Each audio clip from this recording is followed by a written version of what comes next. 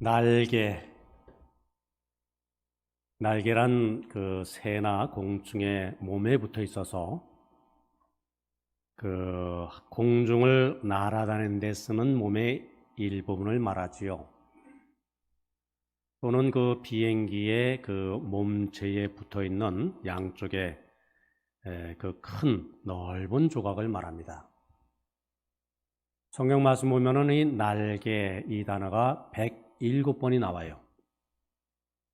그 중에서 한 10개 정도는 문자적인 의미의 그 새의 날개 그렇게 쓰이고요.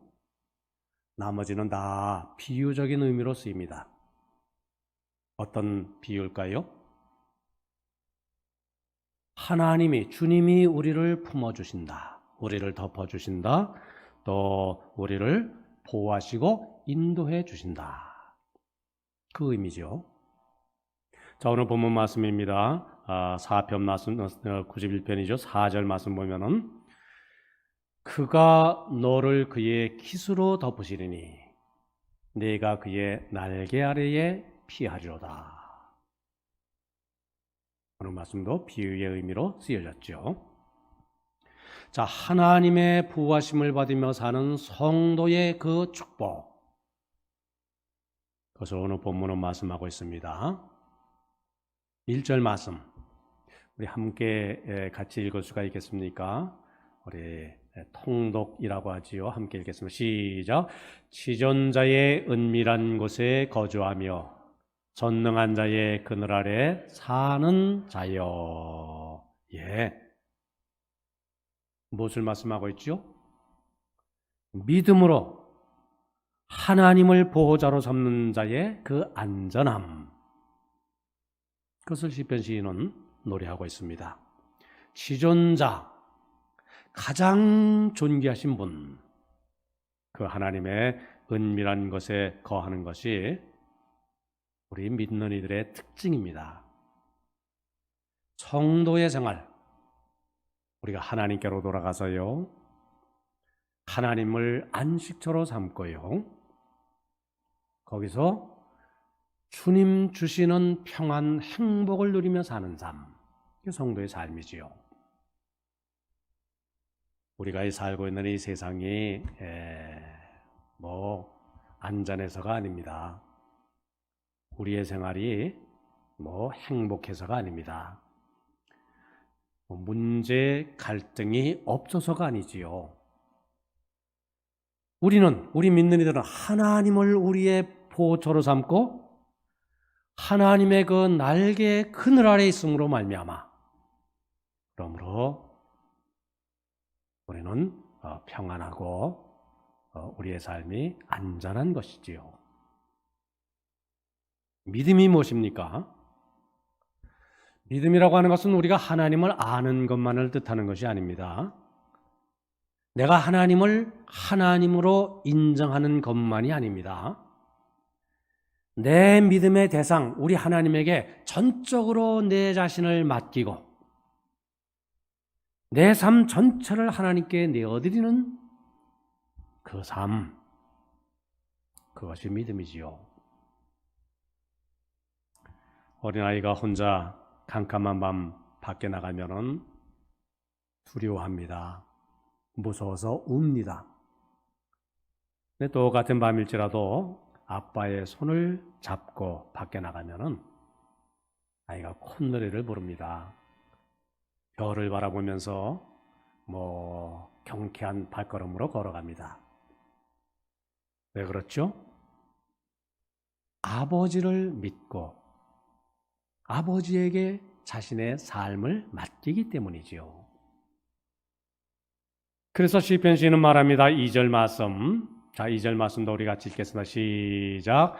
나는 여호와를 향하여 말하기를 그는 나의 피난처요 나의 요새요 나의 의뢰하는 하나님이라 하리니. 예. 자, 우리는 이 믿음으로 내 삶을 하나님께 맡기고 나와 동행하시는 하나님의 품에 안겨서 이 세상을 이겨나가는 존재지요. 성경은 도초도초에서 하나님이 그 크신 날개로 우리를 품어주시고 감싸주시고 그 덮어주심을 노래하고 찬양을 하고 있습니다. 이 시간에는 우리 4절 말씀, 그가 너를 그의 깃으로 덮으시리니 네가 그의 날개 아래에 피하리로다. 자, 이 말씀을 근거로 해서 우리 찬송 419장 잘 아는 찬송입니다. 후렴 보면은 주 날개 및 평안하다 그렇게 되어 있습니다. 그 후렴을 제목 삼아서 은혜를 나누고자 합니다. 첫째, 우리 주님 예수 그리스도 그 사랑의 크신 날개로 우리를 품어주시는 분이시지요. 마태복음 23장 37절 말씀 보면은 예수님 말씀하셨습니다. 암탉이 그 새끼를 날개 아래에 모음같이 내가 네 자녀를 모려한 일이 몇 번이더냐 말씀하십니다. 암탉 알을 낳았습니다. 유정란입니다. 3주 동안 21일 동안 그 날개 아래 그 알을 품습니다. 그때는 잘 먹지도 않는다고 하지요. 잠도 잘 안 든다고 합니다. 오직 병아리 새끼가 알을 까고 나오기만을 고대하고요. 그를 위해서 자신의 모든 삶을 던집니다. 자, 암탉에 안긴 그 계란이 부화됐습니다.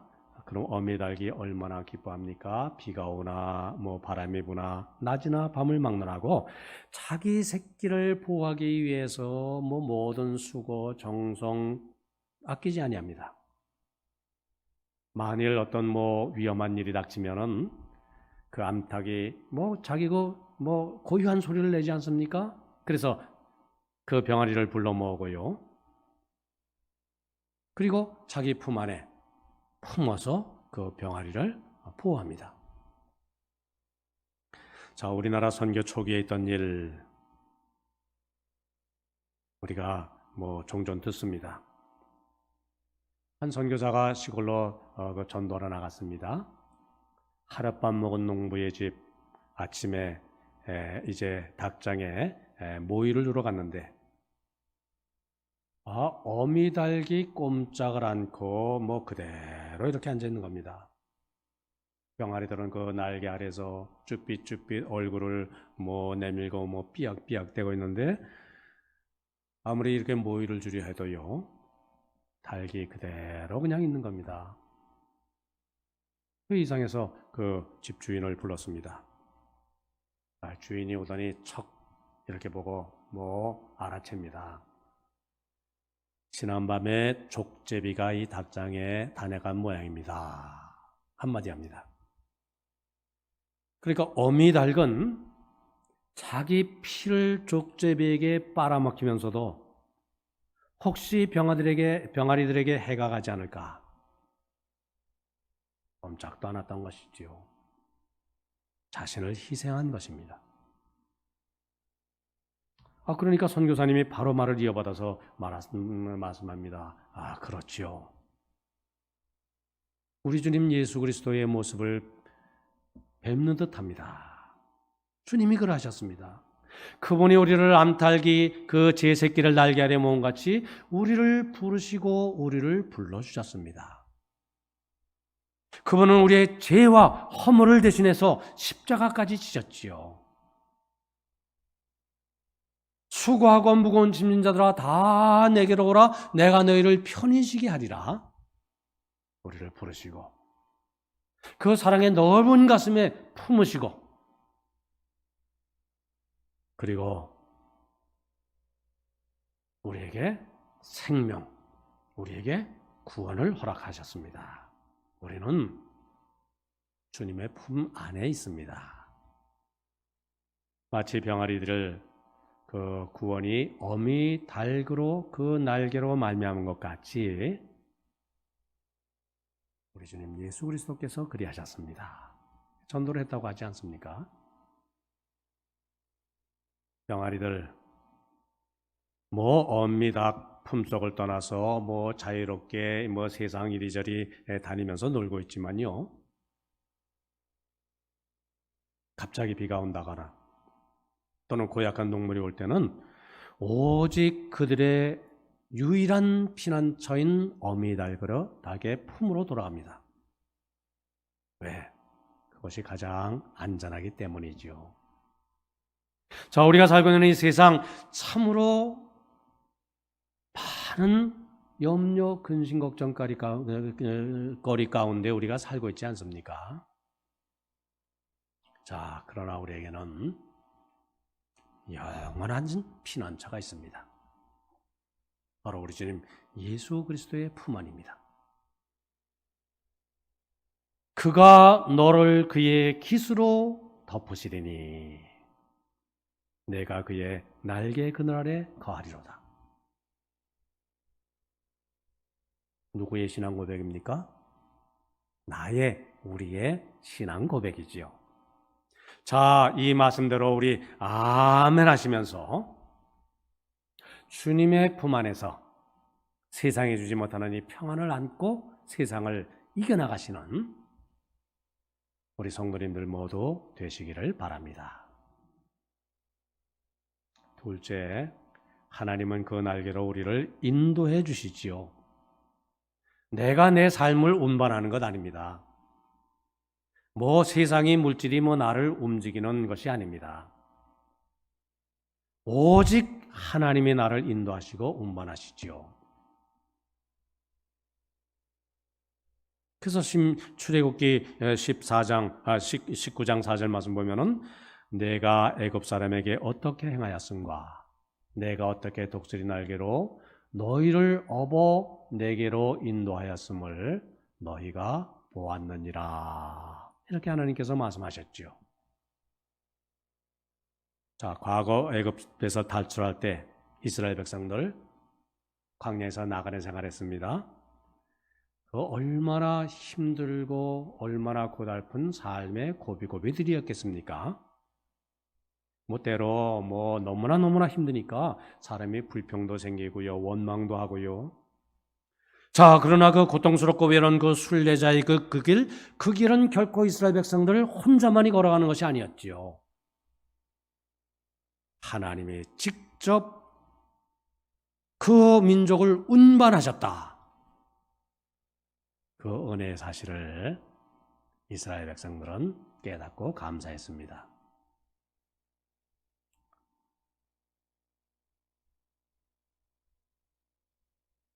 가끔 기도원을 가는데요. 지난번 어느 기도원을 갔는데 저보다 훨씬 젊으신 어느 목사님이 이제 아마 갓 목사 안수를 받으신 것 같아요. 그분이 40일 금식 기도를 끝냈대요. 저는 엄두도 내지를 못하고 있는데요. 그런데 그분 그냥 이 얼굴이 빛나요, 정말. 훤히 빛나고요. 40일을 금식했는데도요, 몸에서 이렇게 건강미가 막 이렇게 솟아올라요. 아니, 목사님, 40일 금식 기도하신 분 같지가 않습니다. 혹시 숨어서 혼자 뭘 좀 드신 건 아닙니까? 말을 건넸습니다. 농담으로 건넸더니 그 목사님이 말을 툭 이렇게 봤습니다. 그렇죠. 혼자서 잘 먹었죠. 그거는 육의 양식이 아니라 영의 양식이었습니다. 하나님의 말씀, 하나님의 은혜를 제가 실컷 먹었습니다. 그러면서 이렇게 말씀하세요. 물론 이 40일 금식기도 참 쉬운 일이 아니었습니다. 참 힘든, 정말 죽을 것 같은 그런 고비고비들이 금식기도 하는 가운데 서너 번, 몇 번 있었고요. 그런데 결과적으로 보면 제가 고행을 하면서 금식기도 드린 것 아닙니다. 아니었습니다.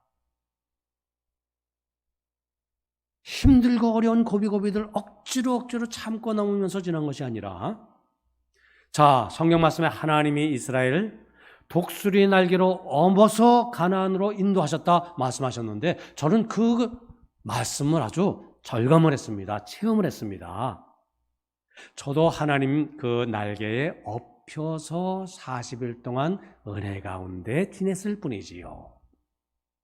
그렇게 말씀하시는 겁니다. 더 큰 어려움은 없었습니다. 그렇게 말씀하십니다. 그 말씀을 듣고 제가 큰 정말 은혜를 받았습니다. 이 말씀이, 그 출애굽기 말씀이 제 귀에 이렇게 영혼의 귀에 그냥 쏙 들어와서 마음속에 자리 잡았습니다. 사실 우리가 삶을 돌이켜보면은요, 뭐 그렇습니다. 자, 과연 오늘 내가 여기에 이렇게 존재한 것, 우리 조금 전에 우리 귀한 찬양 부르셨습니다마는 그 가사가 그렇지 않습니까? 자, 여기 지금 내가 이렇게 존재하는 것, 내 힘, 내 열심, 내 삶의 노력으로 되어진 겁니까? 하나님께서 독수리 날개로 우리를 업어주셔서 우리를 인도해 주셨기에 나는 이렇게 오늘 이 모습으로 존재한다. 그죠? 이것이 우리의 신앙 고백이지요. 이것이 우리의 감사의 제목이지요.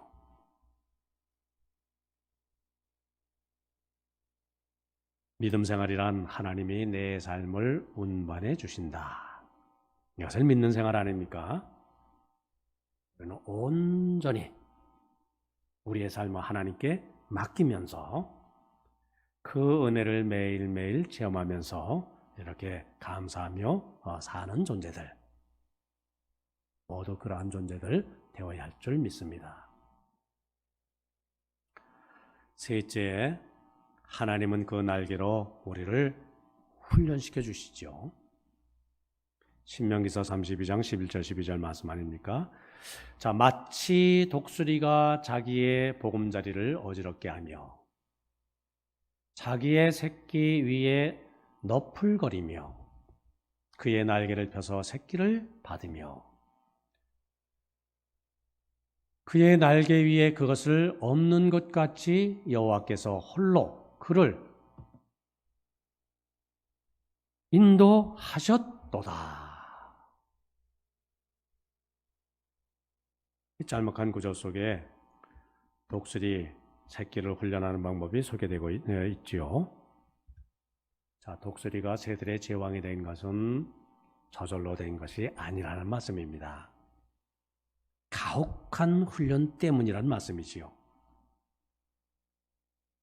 아래서 금방 나온 독수리 새끼, 뭐 병아리나 꿩새끼나 매 일반입니다. 그러나 아주 가혹한 훈련과 그 철저한 연단을 통해서 새의 왕이 되는 것이지요. 우리가 잘 알지 않습니까? 독수리는 보금자리 어디에다 짓습니까? 높은 절벽, 벼랑에 아무도 접근하지 못할 곳에 둥지를 틀고요. 거기에 자기의 털을 뽑아서 또는 부드러운 것으로 푹신한 침대를 만들고요. 거기에 알을 까서 새끼를 기르지 않습니까? 독수리 새끼들 아무런 염려 없습니다. 엄마가 줄어주는 불어오는 그 먹이를 받으면서 하루 종일 시끄럽게 떠들면서 말이죠. 기분 좋게 지냅니다. 눈만 뜨면은 파란 하늘이 보이고요. 둥지 아래 내려보면은 그 드뭅이 넓은 별판. 행복한 하루하루를 보냅니다. 자, 근데 어느 날 갑자기 어미 독수리가요, 그 날개를 미친 듯이 펄럭입니다. 보금자리에 있는 새끼들 못 살게 굽니다. 푹신한 그 깃털 침대도요, 입으로 물어서 밖으로 이렇게 물어 던지고요, 둥지를 흔들어서 새끼를 막 이렇게 몰아냅니다. 새끼들은 갑자기 변한 그 어미의 모습에 뭐 어린 둥절할 뿐이지요.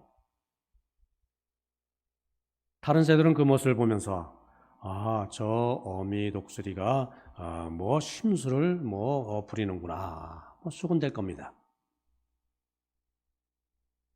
자, 위기를 느낀 새끼들 둥지에서 떨어지지 않으려고 몸부림을 치지만은 결국 어미 독수리는 날개를 너풀거려서 그 새끼들을 둥지에서 떨어뜨립니다. 새끼들 곤두박질 치며 땅에 떨어지지요. 땅에 부딪힐 쯤 돼서 어미 독수리 그 새끼를 자기 날개로 다시 받아서요, 둥지 위로 다시 올라가서 다시 그 일을 반복을 합니다.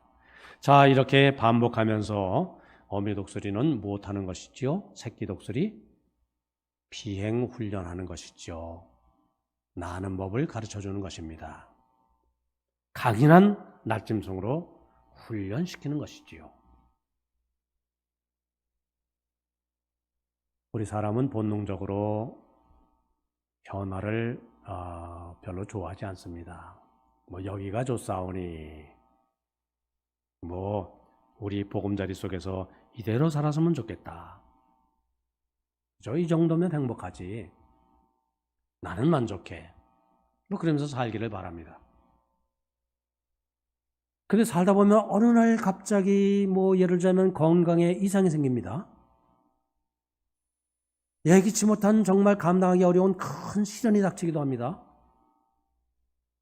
물질적으로 어려움을 겪기도 하고요. 부부간에 심각한 문제가 생기거나 또는 자녀들 뜻밖의 어려움이 닥치기도 하고요. 자, 이거에 뭘까요?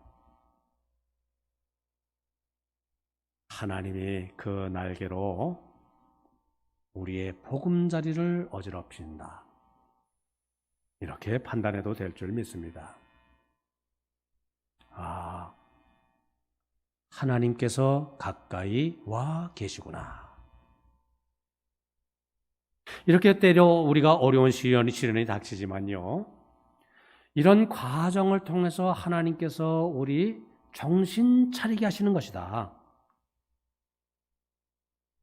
아마 우리 중에는 이 말이 의미하는 것이 무엇인지 이해하시는 분들 많으실 겁니다. 왜요? 이제껏 살아오시면서 그러한 체험 적어도 한두 번은 하셨기 때문입니다. 지금도 우리 성도님들 여러 가지 코로나19라든지요, 또는 연이어 닥치는 태풍이라든지 여러 가지 국내외 정세라든지 여러 가지 일들을 보면서 아마 이 생각 저 생각들 많이들 하실 겁니다. 또 우울한 기삿거리, 또 염려되는 여러 일들로 힘들고 또 마음이 편치 않을 겁니다. 요즘 보면은 이 사람들이 참 신경이 예민해져 있어요. 그걸 뭐라고 하죠? 코로나 블록 또는 코로나 트라우마. 그러니까 우리가 사회적 거리두기 속에 살아갑니다. 경제적으로 불안하고 참 어렵습니다. 이런 등등으로 인한, 그러니까 불안 장애 증상. 우리 삶이 편하지가 않아요. 불안해요. 답답해요. 막 짜증이 나요. 거기서 오는 그 신경증적 현상, 그 코로나 블록, 코로나 트라우마. 자, 그러나 그 가운데서도 우리는 한 가지 감사할 것이 있습니다. 뭐지요? 그것은 우리 모두가 안고 있는 여러 가지 불안, 요인, 가슴 아픈 사건, 이것을 우리가 긍정적으로 소화할 수 있는 믿음을 하나님께서 우리에게 주셨거든요. 어떤 믿음입니까? 우리를 보금자리에서 불러내신다. 하나님께서는 이상하시게도 특별히 우리나라 자주 이렇게 흔들어 놓으셨습니다. 내 힘만으로는 사는 것이 아니구나. 이래가지고는 도무지 안 되겠구나. 하나님을 바라보자. 하나님 바로 믿는 믿음 위에 서자. 이 모든 것을 믿음의 힘으로 이겨나가자.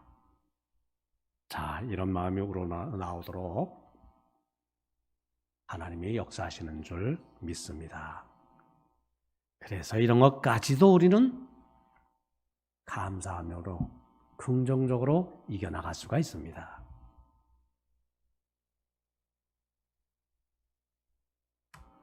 지금이야말로 하나님이 나를 훈련시키고 계시다.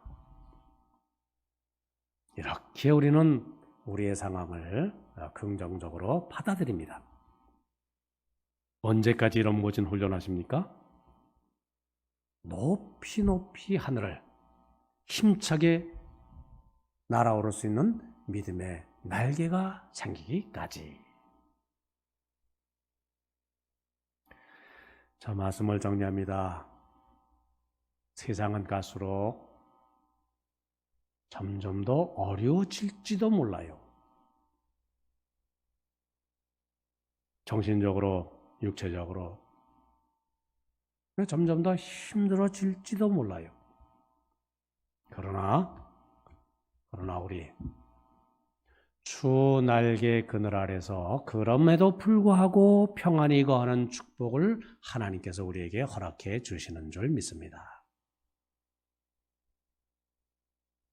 주 안에서 그 구원의 은혜를 던지보며 힘찬 믿음의 날갯짓을 하며 펄럭이며 이 파란 하늘 마음껏 나는 우리의 신앙인이 되도록 주님께서 나의 삶을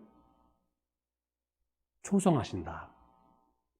이 믿음으로 우리가 살 수 있습니다. 자, 9월 첫 주일 9월이 시작됩니다. 날씨가 확 변했죠. 가을이 오는가 보다.